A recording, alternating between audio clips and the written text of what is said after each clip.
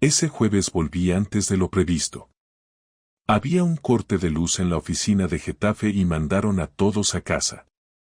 Cogí el cercanías de las 15:10, pensando en echarme una siesta, ver el partido, y quizás sorprender a Laura con su plato favorito, porque últimamente andábamos fríos.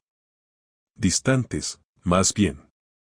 No era nada raro, 6 años de matrimonio dan para altibajos, y yo creía que estábamos en uno de esos momentos en los que solo hacía falta un empujón. No me esperaba encontrar la puerta del piso entreabierta. Pensé que tal vez la había dejado así porque estaba bajando la basura o hablando con algún vecino, pero no había nadie en el pasillo. Me dio un poco de mala espina, pero no lo suficiente como para entrar en alerta. Puse la llave por costumbre, la giré y empujé despacio, como si me colara en mi propia vida. Lo primero que noté fue el silencio. Nada de música, ni tele, ni el ruido del secador, ni su voz hablando por teléfono como solía. Un silencio espeso, incómodo. Dejé las llaves en el cuenco de cerámica de la entrada y avancé hacia el salón. Y entonces, escuché un gemido. No era fuerte. No era exagerado. Era uno de esos gemidos que conocía bien, pero que, por alguna razón, sonaba raro. Ajeno. No era mío, no era para mí. Me quedé paralizado. Cerré los ojos un segundo. Los volví a abrir. Pensé, no puede ser eso. Habrá puesto una serie. Un audio. Cualquier cosa menos lo que creo. Di 3 pasos. Y lo escuché otra vez. Esta vez, acompañado de una respiración entrecortada. Y después, la voz de ella, baja, jadeando, diciendo así, no pares. No te sé decir cuánto tiempo me quedé ahí, de pie en el pasillo. El reloj de la cocina marcaba las 15:47. El sol entraba por la ventana, dándole a todo un aire demasiado normal. Como si el mundo no supiera que algo estaba rompiéndose dentro de mí. No entré. No grité. No monté una escena. Me fui. Bajé por las escaleras con las piernas temblando. Caminé sin rumbo durante media hora hasta que llegué a la casa de mi hermano Luis. Él no estaba currando, pero tenía una copia de sus llaves. Me metí, me senté en su sofá, y me quedé mirando al vacío sin entender qué coño acababa de pasar. Ahí empezó todo.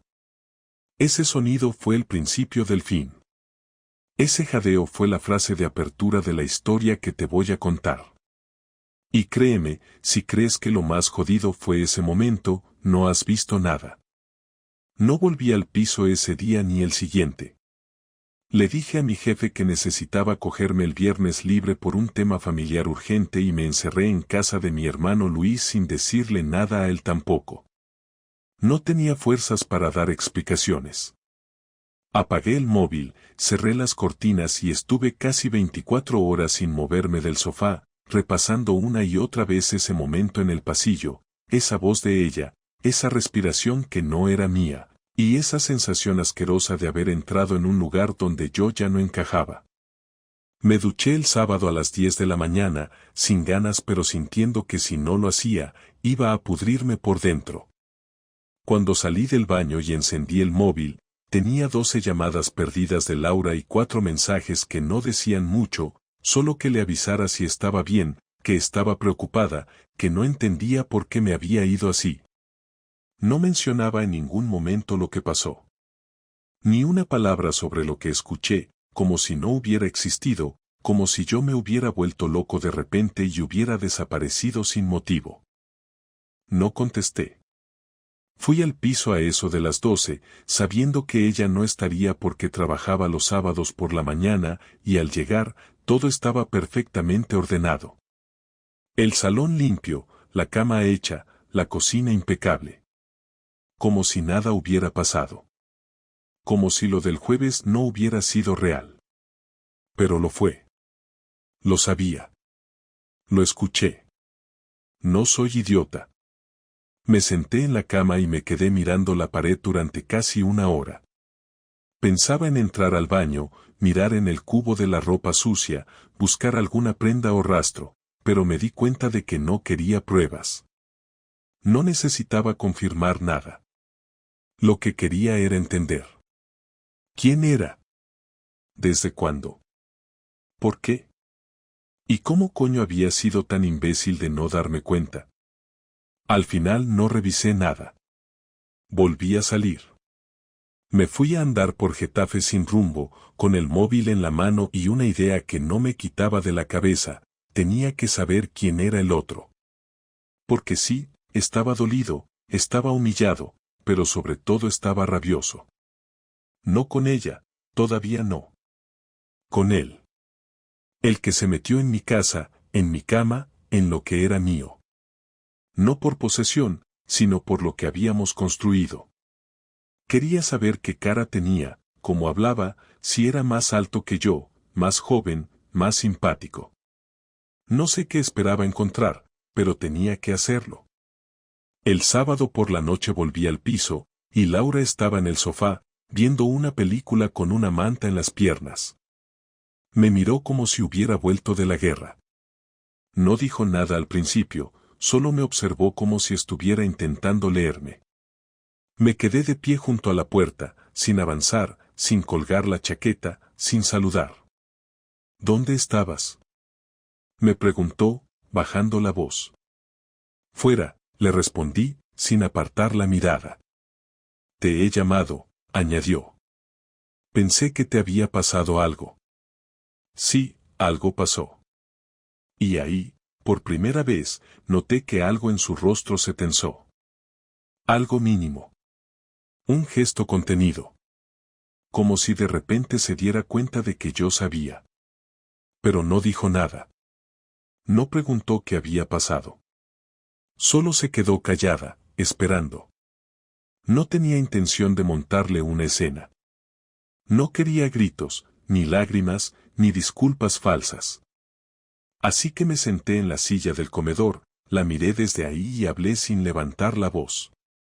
El jueves volví antes del trabajo. Entré en casa a las 3:30. Escuché cosas que no debería haber escuchado. Ella no se movió. Se quedó con la vista fija en el suelo, como si no supiera si debía negarlo o rendirse. El silencio fue más fuerte que cualquier palabra. ¿Quién es?, pregunté, sin rodeos. Pasaron 10 segundos hasta que levantó la cabeza. Me miró con una mezcla rara de tristeza y resignación. Como si supiera que el daño ya estaba hecho, pero aún no se atrevía a enfrentarlo del todo. No fue planeado. No es lo que tú crees. Lo que yo creo es que alguien se estaba follando a mi mujer en nuestra cama. ¿Voy bien? No lo digas así, me respondió, como si la forma de decirlo fuera más grave que el acto en sí. ¿Desde cuándo? No contestó. Se frotó las manos, se levantó del sofá, empezó a caminar en círculos como si buscara aire. Yo seguí sentado, firme, mirando cómo evitaba todo menos la verdad. ¿Desde cuándo, Laura? Unos meses, dijo finalmente. 4. 5 tal vez. No lo sé con exactitud. ¿Y cómo empezó? No lo sé. Fue en la oficina. Una tarde. Nos llevamos bien, empezamos a hablar más de lo normal, coincidíamos en las pausas del café, y un día, bueno, pasó. ¿Y seguiste volviendo? Sí. ¿Y lo trajiste aquí? Asintió muy despacio. Esa fue la peor parte. No que lo confirmara, sino la forma en la que lo hizo. Sin drama. Sin teatro. Como si estuviera agotada. Como si ya hubiera llorado todo por dentro y ahora solo quisiera terminar. ¿Quién es? No te lo voy a decir. ¿Por qué no? Porque no va a cambiar nada. Ya sabes lo que pasó. Saber su nombre solo te va a hacer daño. Me reí. No porque me hiciera gracia, sino porque me pareció ridículo que intentara protegerme ahora. Como si se pudiera ahorrar el dolor. Como si ya no lo tuviera incrustado en cada parte de mí. ¿Lo sigues viendo? No lo sé. ¿Cómo que no lo sabes? No sé qué hacer. No sé si quiero seguir viéndole. No sé si quiero seguir contigo. No sé nada, Steve. Estoy hecha un lío. Ahí me mató. Porque yo tenía rabia, tenía ganas de romper cosas, de gritar, de pegarle una patada a la mesa, pero escuchar que ni siquiera sabía si quería seguir conmigo fue como tragar ácido. Pensé que al menos iba a pedir perdón, a suplicar, a decir que había sido un error. Pero no. Ni siquiera eso. Me levanté. Cogí mis cosas. Le dije que iba a quedarme en casa de Luis hasta que decidiera qué hacer. Ella no intentó detenerme. Solo preguntó si iba a decirle algo a alguien. Le respondí que no soy como ella, que lo único que quiero ahora mismo es no verla. Salí del piso sin mirar atrás. Y mientras bajaba por las escaleras, lo supe. No iba a dejarlo ahí. Esto no iba a terminar con un lo siento y una conversación incómoda en una cocina. Alguien iba a pagar por esto. No con golpes. Con algo peor. No dormí esa noche ni las siguientes. Me quedé en el sofá de Luis, mirando al techo, con el móvil apagado y la cabeza funcionando como una máquina que no sabe parar. No estaba triste todavía, ni siquiera especialmente dolido, lo que sentía era una mezcla incómoda de claridad y frío, como si de pronto todo hubiera encajado y ya no quedara espacio para la duda. Laura había decidido traicionarme y, además, había decidido hacerlo en nuestra casa, en nuestra cama, sin importarle lo que yo pudiera sentir si algún día lo descubría. Y esa decisión no iba a quedar en una conversación incómoda ni en un acuerdo silencioso para separarnos de buenas maneras. No me interesaba el drama, ni el perdón forzado, ni el papel de víctima digna. Me interesaba que entendiera lo que significa cruzar ciertas líneas. El lunes por la mañana volví a trabajar desde el portátil de mi hermano, pero apenas avancé nada. Abrí documentos, cerré pestañas, escribí líneas de código que luego borraba sin leerlas. A las 11 salí a dar una vuelta y, sin darme cuenta, acabé cerca del edificio donde trabajaba Laura. Me quedé al otro lado de la calle, apoyado en una farola, observando la entrada como si fuera un desconocido esperando a alguien. No sabía qué esperaba ver exactamente, pero lo vi. A las 12:20 salió ella, hablando animadamente con un tipo alto, con barba de varios días, traje barato y actitud de confianza excesiva. Caminaban demasiado cerca. No hacía falta ser ningún experto para entenderlo. Él le tocó el codo al decirle algo, ella sonrió, bajó la mirada, y en ese gesto reconocí algo que ya no era mío. No me acerqué. No dije nada. Solo memoricé su cara. Esa misma tarde empecé a moverme. No de forma impulsiva, sino con la calma de alguien que ya ha tomado una decisión. Llamé a Marta, una amiga de la universidad que ahora trabajaba en un despacho de abogados en Madrid, especializada en derecho laboral y civil.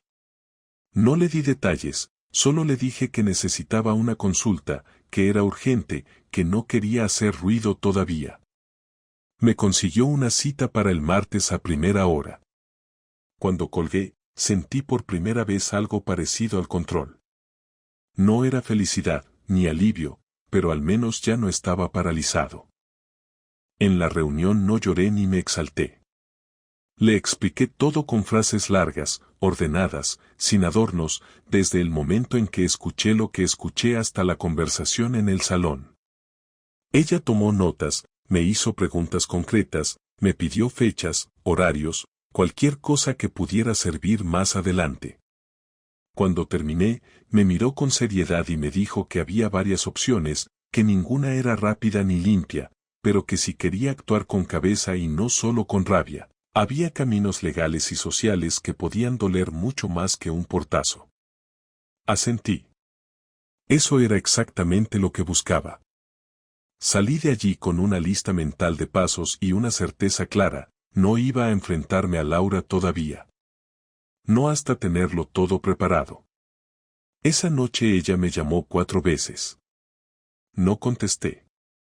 Me escribió diciendo que necesitábamos hablar, que no podía seguir así, que estaba hecha polvo. No respondí. No por crueldad, sino porque ya no quería jugar a su ritmo. Si algo había aprendido en esos días es que el silencio, bien usado, puede ser devastador.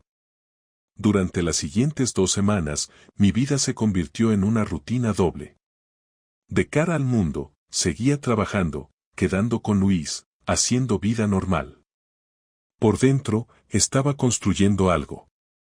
Empecé a revisar cuentas conjuntas, gastos, movimientos que antes nunca miré con atención. Descubrí reservas de hoteles, cenas que no cuadraban con su horario laboral, pagos que ella había justificado como reuniones o comidas de empresa. No necesitaba espiar, ni revisar mensajes, ni hacer nada ilegal. Todo estaba a la vista, solo había que querer verlo. Guardé copias de todo. Fechas, importes, lugares. No por celos, sino por estrategia. También hablé con recursos humanos de su empresa, usando un correo anónimo y muy medido, sin acusaciones directas, solo planteando una situación hipotética sobre relaciones inapropiadas entre empleados del mismo departamento y posibles conflictos de intereses. No dije nombres. No hacía falta. Sabía que la duda, una vez sembrada, trabaja sola. Y lo más importante, sabía que el tipo con el que estaba, ese al que vi salir con ella, era su superior directo. La tercera semana volví al piso. Laura estaba allí. Me abrió la puerta con los ojos rojos, ojeras profundas, y una expresión que no supe interpretar del todo. No parecía culpable, parecía cansada. Me senté frente a ella en la cocina. No hubo abrazos ni reproches iniciales. Ella habló primero. No puedes desaparecer así, me dijo. No es justo. Lo justo dejó de importar el día que lo metiste aquí, le respondí, sin elevar la voz. Intentó explicarse otra vez, hablar de confusión, de rutina, de sentirse sola, de cosas que yo ya había escuchado 1000 veces en historias ajenas y que ahora me sonaban vacías. La dejé hablar. No la interrumpí. Cuando terminó, le dije que no pensaba discutir lo que había pasado, que ya no me interesaba su versión emocional de los hechos, que lo único que quería era que escuchara la mía. Durante semanas me has tratado como si yo fuera el problema, le dije. Como si mi reacción fuera exagerada, como si lo grave fuera que me fuera de casa y no que tú decidieras follarte a otro en nuestra cama. Eso se acabó. Se quedó en silencio. Le dije que había iniciado trámites para separarnos, que no pensaba compartir piso ni fingir normalidad, que a partir de ese momento toda comunicación sería práctica y breve. Entonces cometió el error que terminó de empujar todo. ¿Y qué vas a hacer, Steve? Me preguntó. ¿Arruinarme la vida por una aventura? La miré. No sentí rabia. Sentí algo más frío. No, le respondí. Eso lo hiciste tú sola. Yo solo voy a dejar que las cosas caigan donde tengan que caer. No entendió a qué me refería. Aún no. 2 días después, Recursos Humanos abrió una investigación interna en su departamento. Nada oficial todavía, pero suficiente para que empezaran las preguntas incómodas. El tipo dejó de aparecer con ella a la salida. Ella empezó a llegar tarde a casa de sus padres, donde se había mudado provisionalmente. Me llamó llorando una noche, diciendo que la estaban presionando, que él se estaba desmarcando, que nadie la defendía. No contesté. No era mi papel hacerlo. La verdadera venganza no fue gritar, ni humillarla en público, ni contar nuestra historia a todo el mundo. Fue obligarla a enfrentarse sola a las consecuencias de sus decisiones, sin mi apoyo, sin mi silencio cómplice, sin la comodidad de saber que yo estaría ahí para amortiguar el golpe. Yo no provoqué nada. No inventé nada. Simplemente dejé de protegerla. El día que me llamó para pedirme que nos viéramos, supe que ya había empezado a derrumbarse todo. Me escribió a las 7 de la mañana, un mensaje breve, sin adjetivos, sin puntos suspensivos ni emoticonos, nada de esa falsa calidez que usaba antes cuando quería suavizar una conversación incómoda. Solo puso, ¿podemos hablar hoy? Le respondí después de media hora, sí. A las 7, en el piso. No pregunté de qué, no quise saber si venía buscando comprensión o una tregua. Tenía claro que no le debía explicaciones emocionales. Esa etapa había terminado y ahora todo lo que quedaba entre nosotros era el cierre de un proceso que ella misma empezó. Llegó puntual. La noté más delgada, o simplemente más apagada, con el rostro tenso y los movimientos medidos, como alguien que ya no se siente segura ni en los lugares donde antes caminaba con soltura. Entró al salón sin preguntar si podía hacerlo y se quedó de pie, con la mochila colgando de un hombro como si pensara marcharse pronto, aunque los ojos le pedían otra cosa. Me senté en la silla del comedor, con los brazos cruzados y la mirada fija. Esperé. Ella fue directa. Me han suspendido. A él también. A los dos. No contesté. Asintió con la cabeza, como si entendiera que yo no iba a facilitarle la conversación. Continuó. Están revisando todo. Me han dicho que hay correos, que hay registros. No sé quién lo envió ni cómo empezó esto, pero... No te preocupes, la interrumpí por primera vez. Fui yo. No le tembló la cara, ni rompió a llorar como esperaba. Solo respiró hondo, bajó la mochila al suelo, se sentó en el sofá y se quedó mirando el suelo. La escena no tenía dramatismo. Era seca, áspera, como el resto de nuestra historia reciente. Me preparé un café sin ofrecerle uno. Ella esperó a que volviera. ¿Por qué hiciste esto? Me preguntó sin reproche, sin rabia, solo con una especie de agotamiento. Porque no me iba a quedar callado mientras tú salías de esto limpia. Porque decidiste romperlo todo y pensaste que el precio lo iba a pagar solo yo. Porque alguien tenía que decirte que las acciones tienen consecuencias. ¿Crees que me importa ese trabajo ahora? ¿Que todo esto compensa lo que pasó entre nosotros? Me da igual lo que te importe. No lo hice para equilibrar nada. Lo hice porque no me dio la gana protegerte más. Se quedó callada. No tenía espacio para discutir. Sabía que lo que le estaba pasando no venía de un lugar irracional. Sabía que no podía montarme una escena de víctima sin quedar en ridículo. Y eso era lo que más la jodía. Me equivoqué, dijo entonces. Lo sé. Y no estoy esperando que me perdones. Solo necesitaba decírtelo. ¿Y eso para qué sirve? Para mí. No para ti. Sé que te perdí. Me encogí de hombros. No le iba a regalar ni un gesto de empatía. ¿Y él? Pregunté después de un rato. Se desentendió. Dice que no quiere problemas, que todo fue mutuo, que no hubo acoso ni presión de su parte. Básicamente me dejó sola con todo el marrón. Buena elección hiciste. Sí. La conversación duró poco más de media hora. No hablamos del divorcio, ni de los papeles, ni del dinero. Eso lo estábamos gestionando por vía legal y no tenía sentido enredarse en tecnicismos cuando lo que teníamos que cerrar era otra cosa. Le pedí que me devolviera las llaves del piso. Las sacó del bolsillo sin decir nada y las dejó sobre la mesa. Cuando se fue, no cerró la puerta de golpe, no miró atrás, no dijo adiós. Solo se fue. Y supe que no iba a volver a tener poder sobre nada en mi vida. La siguiente semana fue tranquila en apariencia. Yo seguí trabajando, viéndome con algunos amigos, volviendo al gimnasio. No conté nada de lo ocurrido, no publiqué nada en redes, no expuse a nadie en público. No por respeto a ella, sino porque entendí que lo que más dolía, lo que de verdad perfora, es el silencio total. El que no te da ni el beneficio del escándalo. El jueves por la noche me llamó Marta, la abogada. Me dijo que el proceso estaba yendo bien, que el informe que le había entregado con toda la documentación había sido muy útil para acelerar las cosas.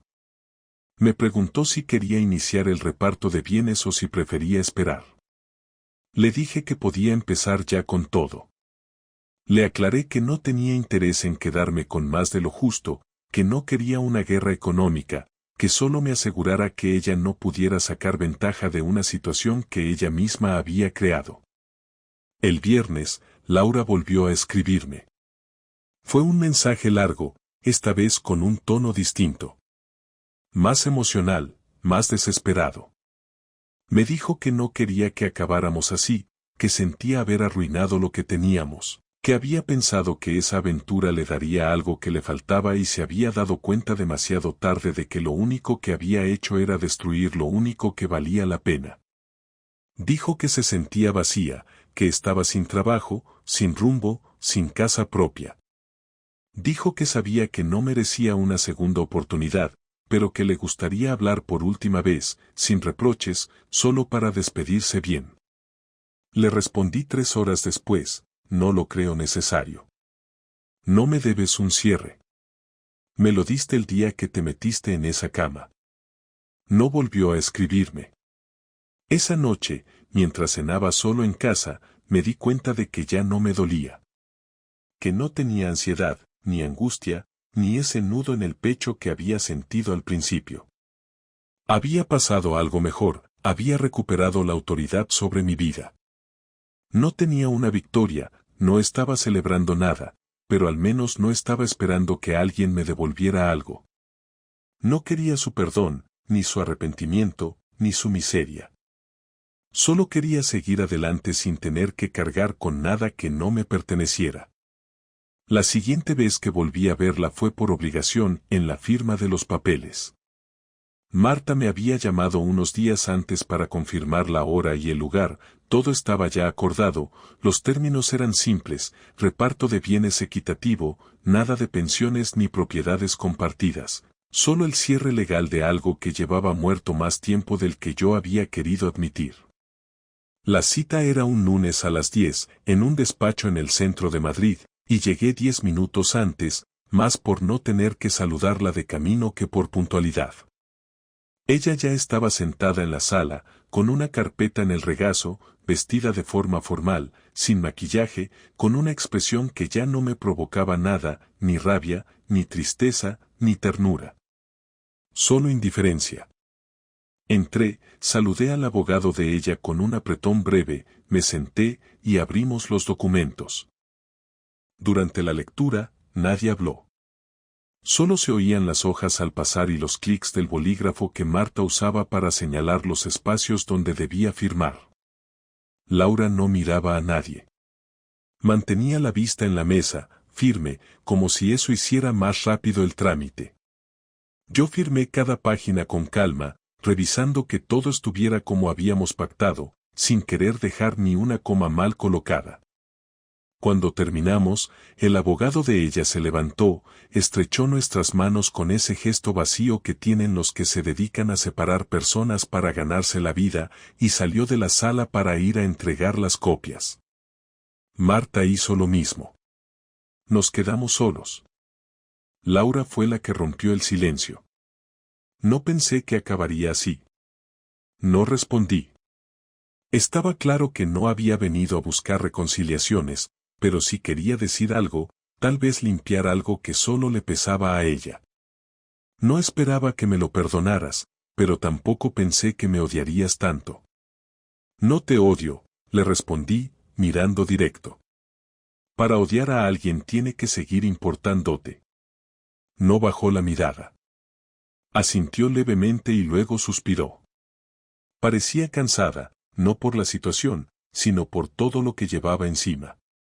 Esa fue la primera vez que noté que algo en ella se había derrumbado del todo. No en el sentido de perder, sino de alguien que sabe que ya no puede reconstruir nada con lo que quedó. Él me bloqueó, dijo después de un rato. No dije nada. No me interesaba lo que hiciera el otro. Cuando empezó todo, pensé que solo era algo que me hacía sentir viva, que me distraía, que me hacía reír otra vez, pero luego se volvió una rutina también, una que encima escondía y me pesaba. Me hizo sentir especial al principio y luego me convirtió en una carga para él. ¿Y yo qué era? ¿Una caja fuerte donde dejabas tu culpa? No, respondió rápido. Tú eras lo único real, pero no me di cuenta hasta que ya te había perdido. Y eso no lo digo para que vuelvas, lo digo porque sé que nunca vas a perdonarme, y aún así necesito decirte que no eras tú el problema. Nunca lo fuiste. Me quedé en silencio. No me conmovía lo que decía, pero al menos no mentía. Y eso era nuevo. Durante meses me lo negó todo, me trató como si yo fuera el loco, el paranoico, el pesado que no sabía soltar el pasado, y ahora, cuando ya no podía arreglar nada, era cuando por fin era honesta. No porque quisiera reparar algo, sino porque ya no tenía nada que perder. No es justicia lo que quiero, le dije. No es verte sufrir ni perderlo todo. Pero tampoco voy a consolarte. Este momento lo construiste tú sola. Yo solo vine a afirmar lo que ya estaba roto. Lo sé, dijo sin levantar la voz. Y no espero consuelo. Solo quería que supieras que me arrepiento. No del resultado, porque entiendo que esto tenía que pasar, sino de la forma. Te humillé. Me porté como una cobarde. Ni siquiera fui capaz de terminar lo nuestro antes de meter a otro en nuestra vida. Si pudiera borrar algo, sería eso. La forma. No el final, porque si llegamos a esto es porque también fallamos como pareja. No estuve de acuerdo, pero no tenía sentido discutir. Ella podía pensar lo que quisiera. Para mí la historia estaba clara, uno puede fallar como pareja en muchas cosas, pero cruzar la línea de la traición sin avisar ni enfrentar las consecuencias no era un fallo de relación, era una decisión personal. Y ella la tomó sin contar conmigo. ¿Qué vas a hacer ahora?, me preguntó al final. Lo que me dé la gana. Asintió. Se levantó, cogió su carpeta y se quedó quieta antes de salir. Ojalá algún día puedas recordar algo bueno de lo que fuimos. Yo ya lo hago, le respondí. Pero eso no cambia lo que tú hiciste. Se fue sin mirar atrás. Los días siguientes fueron extraños. Ya no había mensajes, ni llamadas, ni reuniones legales, ni correos con términos que revisar. Estaba todo cerrado. El banco confirmó que las cuentas conjuntas estaban disueltas, la compañía eléctrica me envió el recibo solo a mi nombre, el buzón ya no tenía cartas dirigidas a ambos. Era como si alguien hubiera borrado su presencia de mi vida con una precisión quirúrgica. Pero no me sentía vacío. Me sentía limpio. Había pasado tanto tiempo atrapado en una tensión constante, en la espera de su siguiente mentira, en la vigilancia constante de mis propias emociones, que ahora el silencio era descanso. No una ausencia, sino una pausa. Volví a retomar cosas que había dejado olvidadas. Me apunté a un curso de fotografía los sábados, empecé a salir más con colegas que hacía meses que no veía, y me forcé a hacer cosas solo que antes me parecían tristes, como ir al cine o comer en una terraza por mi cuenta. Descubrí que no necesitaba compañía para sentirme bien, solo tiempo para reorganizar mis prioridades. Nadie me preguntó demasiado. Algunos sabían que nos habíamos separado, pero nadie se metió, y eso lo agradecí. No tenía ganas de explicar nada. Lo vivido no cabía en un resumen. Un domingo por la tarde, mientras organizaba algunos archivos viejos en el portátil, encontré una carpeta de fotos de hace 3 años.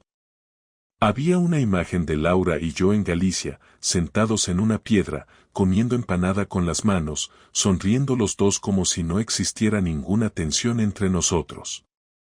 Cerré la carpeta sin eliminarla. No por nostalgia, sino porque entendí que no hacía falta borrar el pasado para seguir adelante. No iba a reconstruir nada sobre eso, pero tampoco necesitaba fingir que nunca existió. El proceso fue más rápido de lo que esperaba. No me refiero al legal, sino al personal.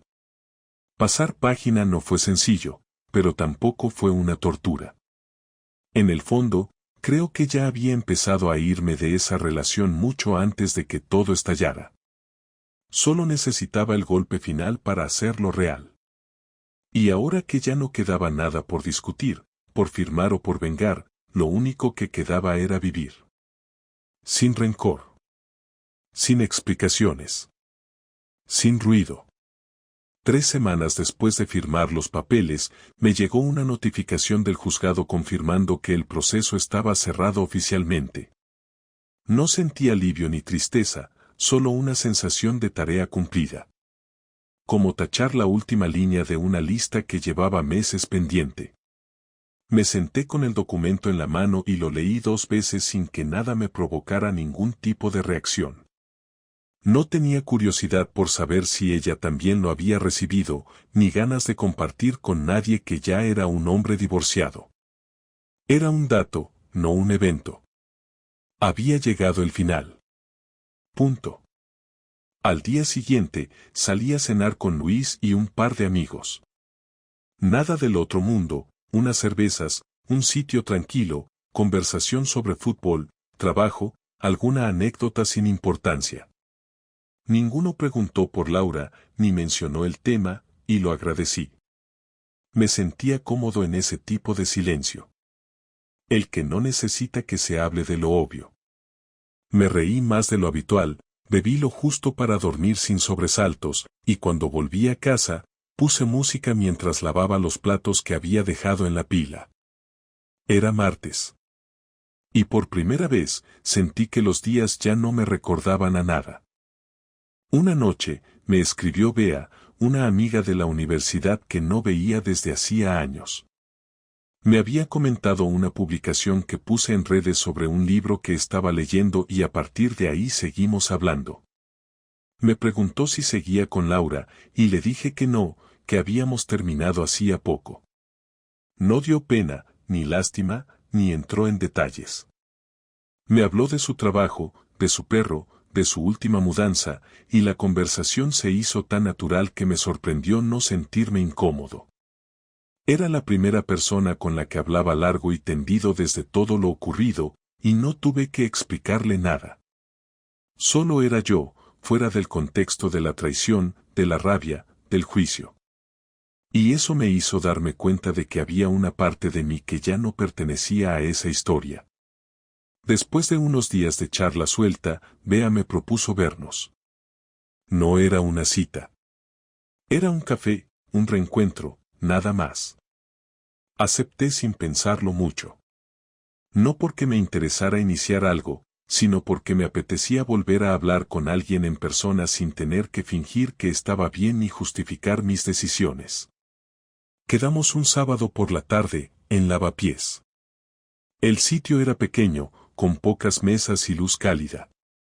Ella llegó puntual, con una bufanda enorme y una expresión relajada. Nos saludamos con 2 besos y nos sentamos sin esa incomodidad típica de los reencuentros. Hablamos de cosas banales al principio y luego de otras más personales, pero sin saltar al pasado. No me preguntó nada sobre Laura, y eso fue lo mejor que pudo haber hecho. Cuando terminamos el café, me dijo que se alegraba de verme bien, que no se notaba ni en mi cara ni en mi forma de hablar que había pasado por algo tan duro. Le respondí que eso no era casualidad, que me había obligado a ordenar las cosas de forma muy fría porque si me permitía un solo día de victimismo, me hundía.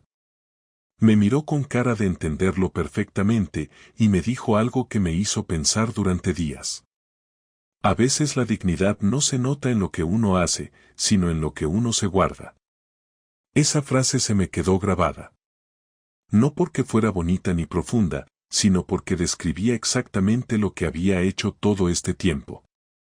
Me guardé muchas cosas. Me tragué muchas respuestas, muchas ganas de exponer, de gritar, de contar la historia desde mi lado. Me callé cuando podía haber arruinado reputaciones, me retiré cuando podía haber aprovechado el caos. Y no porque fuera mejor persona, sino porque ya no me servía de nada quedarme en ese lugar. Volver a casa después de esa conversación me dio una paz rara. No sentí que había conocido a alguien con quien empezar algo nuevo, ni que ese café fuera el principio de otra etapa. Lo sentí como una confirmación. Ya estaba fuera. Y lo que había empezado como una historia de traición, se estaba cerrando sin escándalos, sin espectáculos, sin necesidad de cerrar puertas con portazos. Solo con tiempo y distancia. A finales de ese mes, recibí una carta. No era certificada, ni tenía remitente, pero reconocí la letra antes de abrirla. Era de Laura. Una hoja doblada en 3 partes, escrita a mano, sin tachones, sin florituras. Me senté en la mesa de la cocina y la leí de una vez. Decía que no esperaba respuesta, que sabía que no tenía derecho a pedirme nada, que había escrito la carta porque necesitaba vaciar cosas que no podía decirle a nadie más. Me hablaba de su vida actual, de su búsqueda de trabajo, de lo difícil que era explicar por qué había perdido el anterior. Me decía que había dejado de ver al otro tipo por completo, que no le contestaba ni aunque insistiera, y que no sabía si lo hacía por rabia o por vergüenza. Me dijo que había empezado terapia, que no por culpa de lo que pasó, sino porque quería entender por qué había actuado así durante tanto tiempo. Y al final, me decía que esperaba que algún día yo pudiera mirar atrás sin rencor, y que, aunque no creyera en el perdón, al menos supiera que ella no había olvidado todo lo bueno. No respondí. No rompí la carta, pero la guardé en un cajón y no la volví a abrir. No por desprecio, sino porque ya no necesitaba una versión nueva de su historia. Yo ya tenía la mía. Una que no incluía explicaciones pendientes, ni perdones a medio camino. Lo único que me quedaba era la certeza de haber hecho lo que debía, sin convertirme en lo que ella fue conmigo. No necesitaba revancha, ni reconciliación, ni un último encuentro para cerrar heridas. Lo que había que cerrar ya estaba cerrado. Un domingo, volví a pasear por la calle donde estaba nuestra antigua cafetería de los sábados. Pasé por delante sin detenerme, sin mirar dentro, sin recordar conversaciones o risas. Solo era una calle más. Y cuando llegué a casa, abrí una libreta nueva. No para escribir sobre ella, sino para empezar de cero. Porque después de todo lo vivido, había algo que me había ganado con cada decisión, el derecho a contar mi historia como yo quería. Y lo único que sabía con seguridad era que esa historia ya no la incluía.